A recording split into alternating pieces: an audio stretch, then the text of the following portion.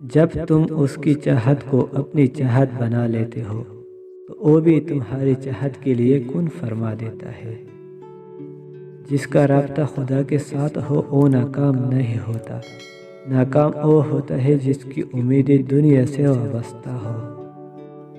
دعا ایسا خوبصورت عمل ہے جس میں مانگنے والا اپنی پریشانیاں اس کے حوالے کر دیتا ہے اور جواب میں اللہ اپنی رحمتیں جھولی میں ڈال دیتا ہے۔ اس رب کی ناراضگی سے ڈرتے رہو جس کی صفت یہ ہے کہ اگر تم بولتے ہو تو وہ سنتا ہے، اگر دل میں رکھو تو وہ جانتا ہے۔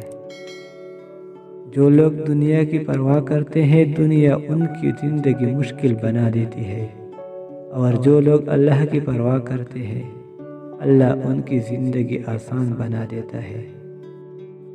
تمیز اور ضمیر جس انسان میں ہو اس انسان سے زیادہ خوبصورت کوئی نہیں۔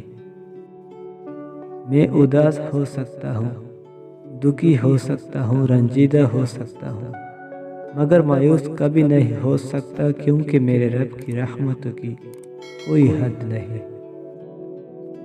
جب درد بڑھنے لگے اور کچھ بھی سمجھ نہ آئے تو اپنے رب کی طرف چلے جاؤ کیونکہ دلوں کا سکون بس اسی کی یاد میں ہے۔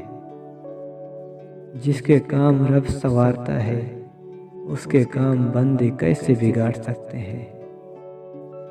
جب تمہیں خوشیاں ملنے لگے تو 3 چیزوں کو کبھی مت بھولنا: اللہ کو، اللہ کی مخلوق کو اور اپنی اوقات کو۔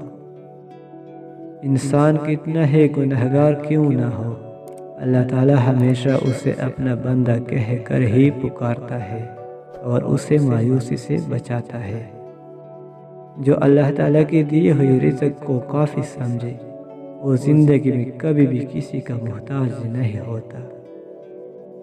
دنیا کی محبت سے اللہ نہیں ملتا، لیکن اللہ کی محبت سے دنیا اور آخرت دونوں مل جاتے ہیں۔